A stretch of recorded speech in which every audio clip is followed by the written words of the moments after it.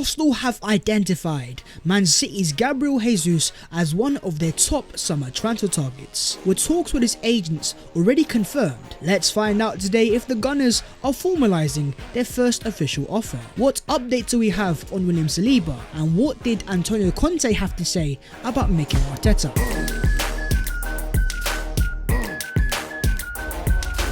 Yo, what is going on, guys? My name is Babs14 and welcome back to your boy's channel. I understand that right now there are so many depressed Arsenal fans and a bit anxious going into the future. Regardless, we are back with all of the latest Arsenal news, so if you do enjoy, smash a like and don't forget to subscribe if you are new as well, and help your boy on his road to 90k. But starting off, let's get an update on Gabriel Jesus. Having just confirmed the signing of Mr. Erling Haaland and Gabriel Jesus entering the final year of his Man City contract, Man City are going to need to sell one player, and it looks like it's going to be Gabriel Jesus. So with that availability kept in mind, according to David Ornstein, he says that Arsenal have Gabriel Jesus top of their list when it comes to signing a forward this summer. Don't get it wrong, when it comes to adding depth to the front three, I believe that Jesus would be fantastic, but is he the out and out goal scoring number 9 or even the false 9 profile that Arsenal are requiring? Of course, it's all down to personal interpretation. But in terms of the Gunners, according to Goal in Brazil, Arsenal have formalised a €50 million bid for Gabriel Jesus, with Man City wanting €60 million, with these guys going as far as saying that negotiations are close to an end. And on top of that, you have further reports coming out of Brazil from Bruno Andrade that Arsenal are close to agreeing a deal with Man City for Gabriel Jesus, with a fee being around £42 million. The price tag, I guess, makes sense. It's gone up quite a bit recently because initially it was around £35 million, but with the calibre player that Arsenal could be getting and the impact he could have at Arsenal, having also worked alongside Mikel Arteta, I think even at £42 million this transfer still makes a lot of sense. And even according to Fabrizio Romano, who claims the agent of Jesus has told him that we have had talks with Arsenal about Gabriel Jesus. We like the project, it's a possibility we're discussing, but there are 6 more clubs interested in Gabriel. He is focused on the final games with Man City, we will see. With those negotiations kept in mind, the fact that City have just signed Erling Haaland, it looks like Edu Gasper and Arsenal are trying their hardest to get this transfer over the line as soon as possible. It makes sense why, but my biggest concern is, if things don't go to plan and we don't get Champions League footy, can Arsenal then attract a player like Gabriel Jesus? Having just played a Champions League semi-final at the Bernabeu, he's about to win another Premier League title, and with the agent confirming there are 6 other clubs that are also interested, there is a little bit of a doubt creeping in there, but hopefully Arsenal can eliminate that, secure the Champions League, and then get the Gabriel Jesus transfer over the line, signed, sealed and delivered as soon as possible. But do you guys believe that Gabriel Jesus is the right calibre of player to take Arsenal to the next level? Fabrizio Romano says that talks are ongoing between Arsenal and Sao Paulo for the Brazilian winger Marquinhos. A new meeting took place today, but there are still details to discuss before the full agreement. The fee will be around €3 million, with Sao Paulo having to sell, or they could lose the player on a free. Quite honestly, an RKO out of nowhere, it looks like Arsenal are closing into a signing, as the Gunners are shopping in Brazil and they've got a player here in Marquinhos at 19 years of age that Edu Gasper seems to like and wants to get his transfer over the line as soon as possible, with other reports from Brazil claiming the player has been excluded from the matchday squad and that Edu Gasper wants to build a strong relationship with the Brazilian side for future deals. Edu Gasper wants to further capitalize on the Brazilian market and therefore wants to create a connection with Sao Paulo. You've got the likes of Vinicius Jr. and Rodrigo thriving for Real Madrid, and of course let's not forget our own star boy from Brazil in Gabriel Martinelli. But in terms of that €3.5 million offer, according to reports in Brazil, Sao Paulo have accepted Arsenal's offer for Marquinhos, and the announcement is going to be imminent.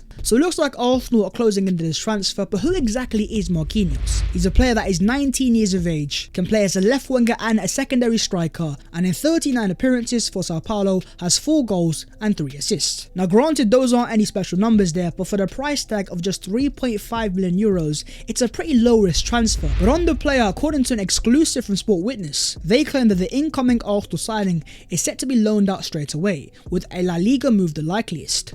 This transfer is basically a great opportunity, a cheap, low-risk transfer for a player that has high potential. If he was to impress for Arsenal, I guess during pre-season he might stay, but if not, they'll loan him out, get him first-team experience. But on top of that, if Arsenal can now get a decent connection going on behind the scenes with Sao Paulo, then it also gives Arsenal another opportunity to further exploit the market in Brazil. Nicola Pepe has announced that he's changed his agents ahead of the summer transfer window. That's a very key bit of information there, because I don't see Pepe staying at Arsenal past the end of the season. I don't see Pepe getting a new Arsenal contract, so the job of this brand new agent straight away is going to be get me out of Arsenal, get me somewhere where I will be playing first team regular minutes. And unfortunately, I think we are witnessing the end of Arsenal's record ever signing. What do you guys make of Nicola Pepe, and do you think it's about time that Arsenal cut their ties and move on from the Ivorian? Moving on, let's talk about the fallouts after the North London derby. It was a hard game that if Arsenal were able to win, we would have clinched the return to the Champions League at Spurs' ground, but unfortunately it was too good to be true and Arsenal collapsed 3-0, and it was a bit of a shambolic performance. But not just from the Arsenal players, but in fact also from the referee. Of course, after the game you had the frustration from the Arsenal manager in Mikel Arteta, but then you also have the Arsenal captain of the day in Martin Odegaard, who says on the officiating against Spurs there was a lot of moments that affected the game. We didn't have any luck in those situations today. It's done now, so we have to look forward. The Rob Holding sending off I could totally understand, but one thing that many Arsenal fans still can't get their heads around is the Spurs' first penalty. Initially I myself was pretty confused. I didn't know, was it a handball, was it a foul, was it a push? And with the angles that have been shown since then, there is no clear-cut evidence that this was a clear penalty. And even according to ex-Premier League referee in Mark Clattenburg, if we're going to give this as a penalty, I could find plenty of other examples when the same foul has occurred in the box in other games. I think what he is saying is keep the same energy, because there have been plenty of occasions where players have pushed other players in the box, yet the referee hasn't given a penalty. And the prime example of this is Liverpool versus Spurs earlier in the season. And guess who it is? It's Emerson Royale pushing himself into Jota, and it's basically a clear and obvious penalty, far more blatant than the one on Cedric Soares. But when it was against Tottenham Hotspur, no penalty was given, and guess who was the referee? The same referee from last night, Mr. Paul Tin. Yeah, something doesn't feel right here, something doesn't smell right here, and as Jose Mourinho said, I prefer not to speak. But of course we also had a red card, and on the red card, here's an amazing stat. Premier League fouls per red card since Arteta became the Arsenal manager. Arsenal have received the red card every 72.5 fouls. In comparison, Burnley have received a red card every 973 fouls. But when you see stats like that, it looks like almost referees are waiting for the opportunity to send off Arsenal players. But after this game, as Mikel Arteta voiced his frustration with the referee, Antonio Conte gave Arteta a bit of advice, saying that listen to him complain a lot. He has to be more focused on his team and to not complain. Isn't this the same guy that left Chelsea because he was crying, left Inter because he was crying about Spurs early in the season, and even in his same press conference after this quote, he was once again crying about the fixture on the Sunday. And funny enough, during this game, Conte received a booking from the referee for complaining too much. Yes, he's a fantastic manager, but oh boy, do you guys see the irony? But anyways, that is all the past now, and as much as fans want to cry and complain, the refs have made his decision. Spurs have won the game, and it's time to now move to the future. And talking about the future and next season, as per the reliable French source in La Provence, Arsenal are planning next season with William Saliba in the team. That has to be the case there and there, because last night was the prime example of if we had a player the caliber of Saliba. I just don't see Son being able to play a player the caliber of Saliba like that. Yes, he's young and is inexperienced, but Rob Holding just isn't at the level of a Saliba, a White, or a Gabriel. Therefore, it's vitally important next year that Arsenal give this squad that competitive edge. Bring Saliba in alongside White and Gabriel. Potentially you can also add Tomiyasu to that as well, so then you have, I guess, 4 proper centre backs, all 4 of a pretty high standard and also very dependable. But moving on to the other Arsenal news today, and starting off with 2 Arsenal players that have excelled this season and now have received their flowers via a couple of nominations as the official nominees of the Premier League Young Player of the Season award. Alongside other players includes Arsenal's Aaron Ramsdale and Bukayo Saka. But it doesn't just end there for Bukayo, because even in terms of the Big Boy Award, the actual Player of the Year award, alongside Trent Alexander-Arnold, Jarrod Bowen, João Cancelo, Kevin De Bruyne, Mo Salah and Heung-min Son, you also have a nomination for for Bukayo Saka. In the process, Bukayo becomes the first Arsenal player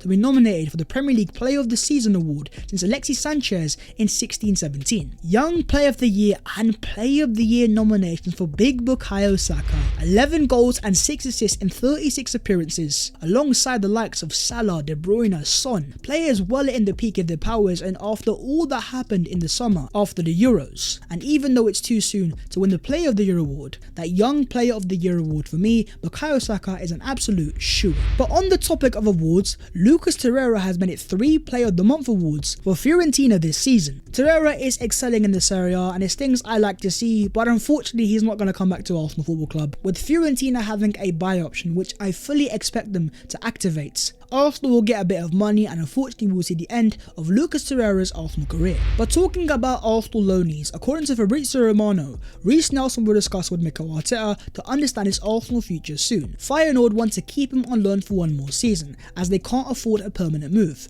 There is interest from English clubs to buy Nelson, but the priority will be to understand Arsenal's plans. I can understand his desire because he's come through Hell End and he's an Arsenal guy through and through, but at 22 years of age, with the other players that Arsenal have in his position, you've got Bukayo Saka, Smith Rowe, Martinelli, potentially signings like Marquinhos, Cody Gakpo, Gabriel Jesus. I just don't see any space for Reiss Nelson. Official Arsenal duo Gabriel Magalhaes and Gabriel Martinelli have been called up to the Brazil national team for their upcoming friendlies against Korea Republic, Japan and Argentina next month. No more injury call-ups or backup players. Gabriel Martinelli and Gabriel Magalhaes, both Gabriels, and our first team squad players for Brazil. But unfortunately for one of the Gabriels in Magalhaes, he went off last night with a hamstring injury and it wasn't positive. So with a red card to Rob Holding and Ben White not being fully fit, Everton at home I fancy Arsenal, but Newcastle away, with what they are, they've got very decent home form, their fans are going to be electric. To have Gabriel Magalhaes alongside Ben White is going to be gargantuan. Looking to the future, Arteta says the Spurs game is now history. We have to play on Monday and we have to start to win games from now. I can understand why fans are angry, of course, but let's not go over the top here. The top 4 race is still in Arsenal's hands. No matter how many games Spurs win or lose, as long as Arsenal win both of their remaining fixtures, Arsenal will secure the return to the Champions League. Yes, Newcastle away, they're going to be loud, they're going to be boisterous, and the fact that Everton are also fighting for their lives also makes that game a lot more tricky. But when you put it on paper this way, what you have here is 2 teams in the bottom half of the Premier League, Newcastle 14th and Everton I think are 17th or 16th. If Arsenal can't be a 14th and 16th place bottom half team to qualify for the Champions League, do we even deserve to be there in the first place? But that is the video there and there, so hopefully you guys have enjoyed, and if you have, make sure to go down there to smash a like on the video and to also subscribe if you are new. If you would like to follow your boy on all of the social medias, then the links will be down below in the description. But that was all of the latest Arsenal news today, and I get the fans are still pretty concerned after the Spurs results, but now there's no point in focusing on that because you can't change that. Let's focus on what we can change, and that is the future. St James's Park, Monday night, it's Newcastle away. Until then, take care of yourselves and in a bit.